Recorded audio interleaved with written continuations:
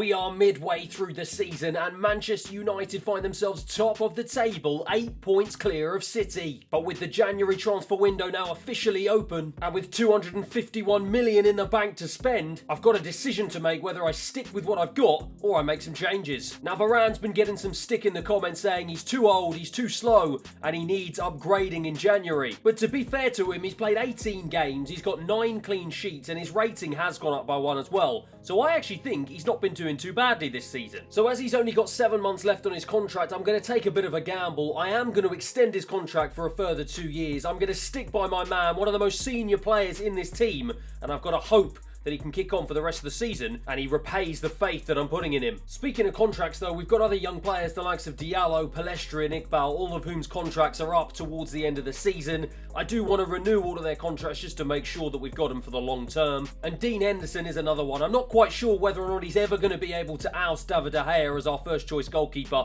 but at 82 rated, he is a pretty decent backup and I think he deserves a new contract just in case I decide to sell him further down the line. He'll sign a new 4-year contract extension as well. Christian Eriksen is another tricky one. He's only got 7 months left on his contract and he is 32 years of age at 84 rated. I don't really think he's the man that I'm going to be looking to build the team around for the foreseeable future, but he does have a market value of 28.5 mil and I think it won't harm me just to extend his contract by a small margin just so I can see if I can maybe move him on in the summer and get a little bit more money for him. So my decision's a bold one, but I'm sticking with the players I've got. I'm not going to make any new signings this January transfer window and I've just got to hope that the results reflect my decision. But it's so far so good as Jude Bellingham's at the double, giving us a 2-1 away win against Brighton. But my decision to rotate Patrick Schick out of my lineup for Memphis Depay has terrible results. An early goal for Kamara for Aston Villa gives them a hard-fought 1-0 win at Old Trafford, and that is not what we needed. More importantly though, it looks like Bruno Fernandes is getting back to his best after a tricky second season in this career mode.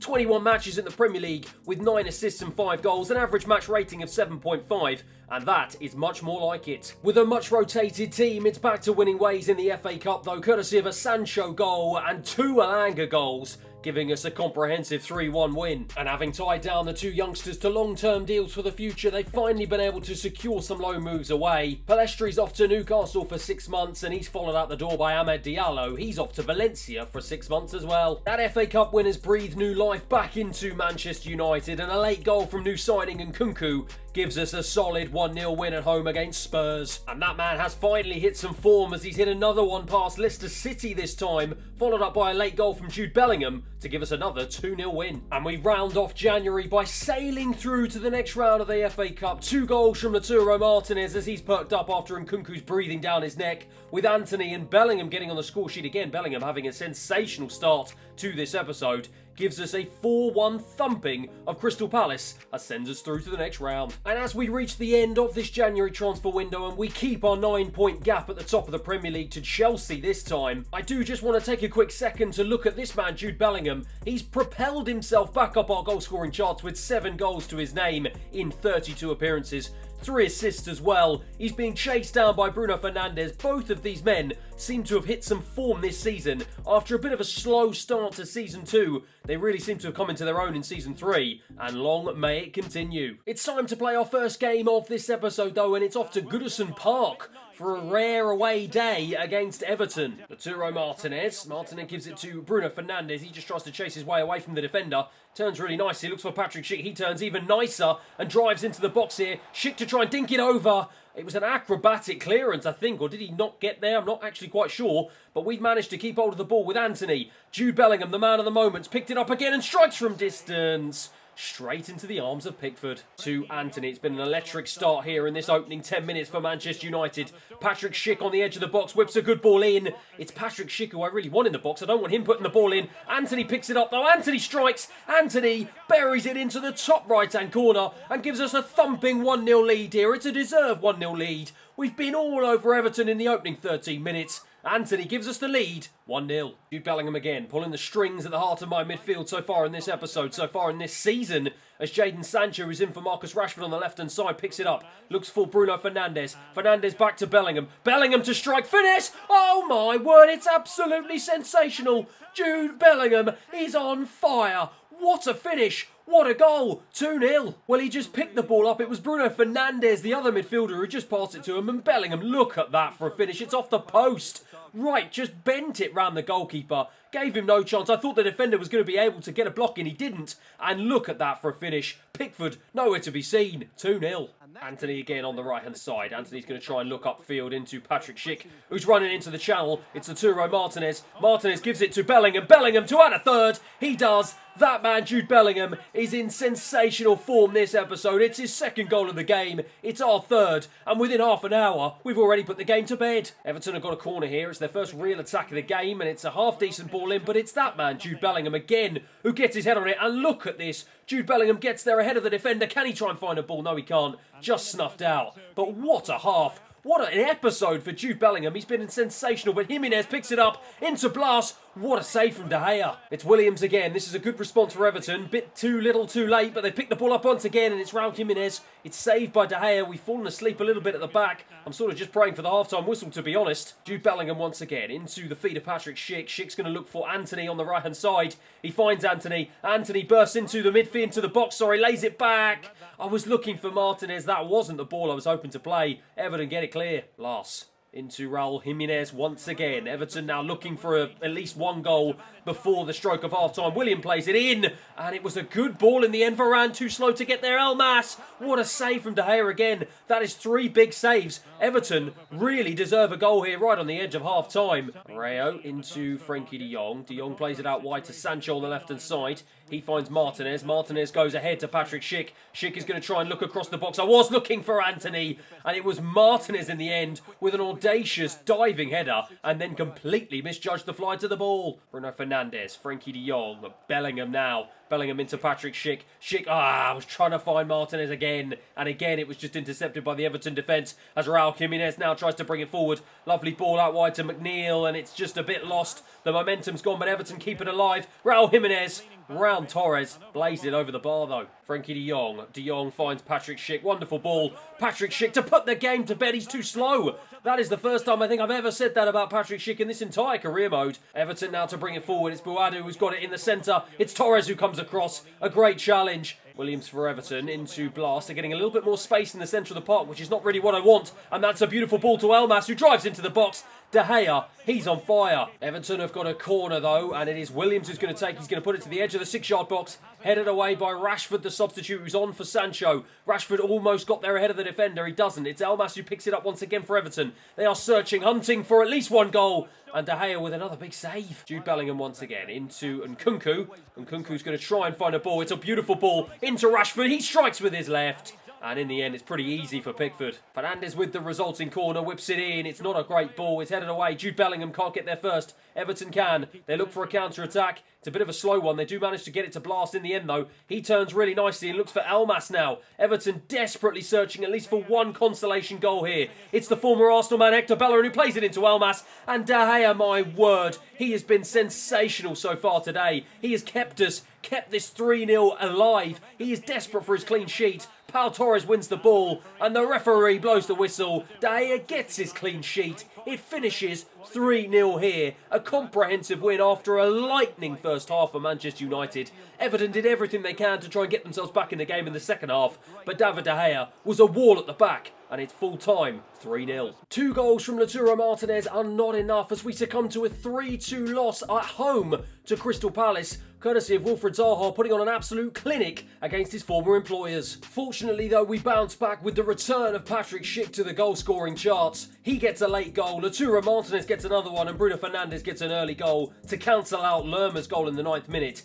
getting us back to winning ways, a 3-1 win against Bournemouth away. But it's this time of the season where the fun really begins, and after topping our group stage in the Champions League, we've been drawn against Borussia Dortmund in the round of 16. What a tie! We put ourselves in a commanding position, a 5-1 thumping away from home. Anthony getting on the score sheet, Lautaro Martinez getting a hat-trick, and Patrick Schick also scoring in the 74th minute. An incredible result. Lautaro Martinez is on fire. 5-1. And my word, I said that Jude Bellingham was on fire, but this man Martinez has been sensational in the last few games. He's got 14 goals in 25 appearances, and he's actually overtaken Patrick Schick in our goal-scoring charts. However, the biggest news really is actually Antony. I didn't even realise how well this man is playing. He's got 3 assists, but he's got 17 goals in 32 appearances. He's our highest goal scorer this season. He's slipped under the radar, but my word, he's having a sensational season. And of course, it's the two main men of this episode, Jude Bellingham and Lauturo Martinez, who get on the score sheet against Arsenal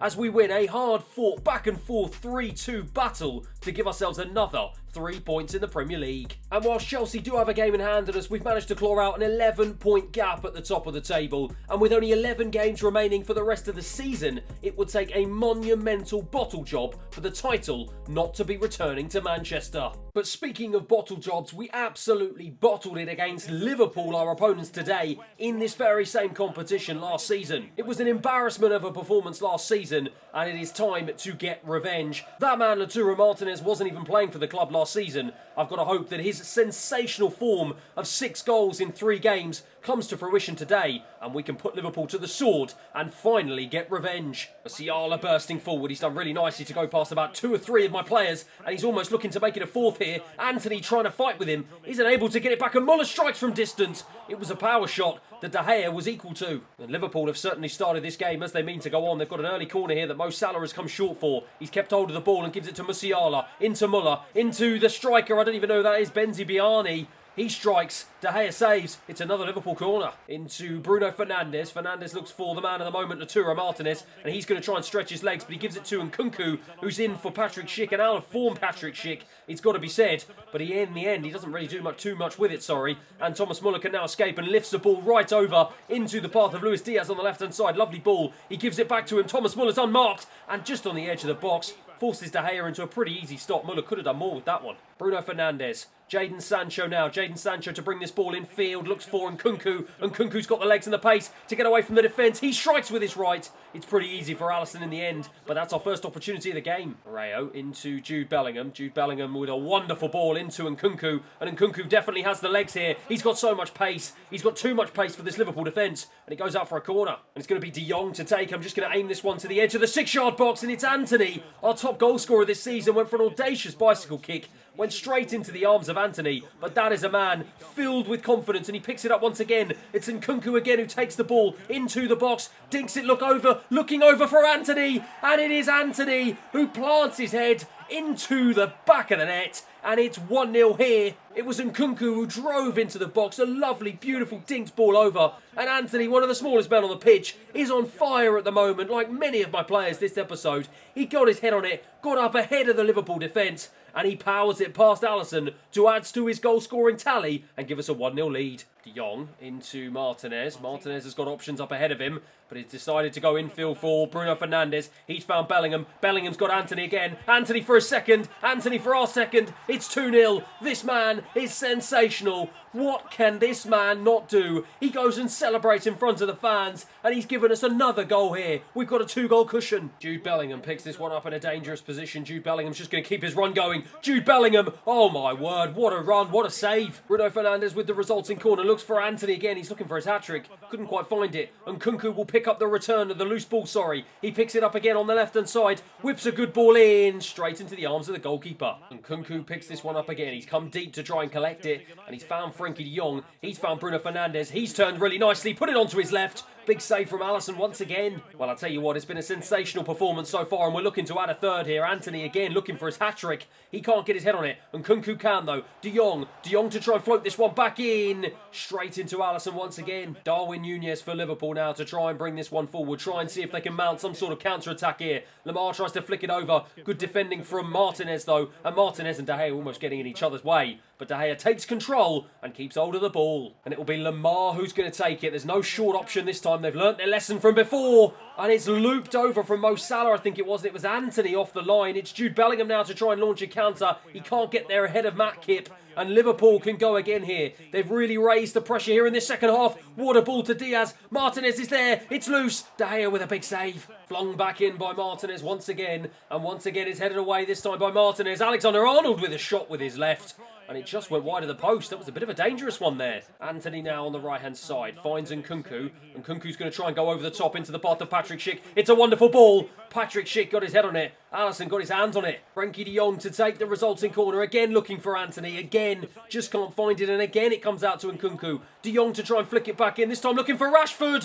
What a head. And it's an even better save from Alisson. Bruno Fernandes with another corner and once again looks for Antony. Antony is in desperate need, in desperate search of that hat-trick. Oh my goodness. Jude Bellingham. I mean, that is just ridiculous. He's just put the game to bed. He's made it 3-0. And I mean, that is the best of the lot. Jude Bellingham been sensational this episode.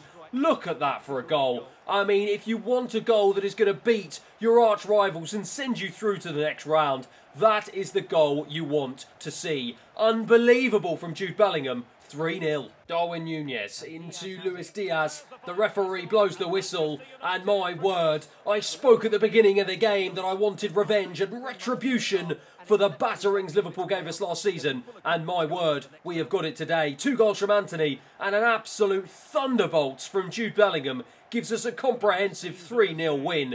That man was sensational. The entire team was sensational. We go through to the next round. And we're going to finish off the episode with some back-to-back games, starting off with a 2-0 thumping of Wolves away from home, courtesy of 2 Bruno Fernandes goals. Another 2 goals from the 2 main men of the episode, Lauturo, Martinez and Jude Bellingham, put us through to the semi-final of the FA Cup after beating Everton 2-0. And whilst I normally play the second leg of European games, having battered Dortmund 5-1 in the opener, I was able to take my foot off the gas a little bit as we secured a 2-2 draw at home at Old Trafford. Bruno Fernandes and Antony, of course, getting on the score sheet, giving us an aggregate 7-3 victory over Dortmund, and we head into the next round of the Champions League. And so as we head into the quarterfinals of the Champions League, we've got a favourable tie against Leipzig to hopefully put us through to the semi-final. After beating Everton 2-0 in the quarter-final of the FA Cup, we've now got Spurs in the semi-final, and with only 10 games left and a 13-point gap at the top of the table in the Premier League, our hopes of an FA Cup, a Champions League and Premier League treble are well and truly on the cards heading into the season finale. Thanks for watching everyone, and I'll see you again next time.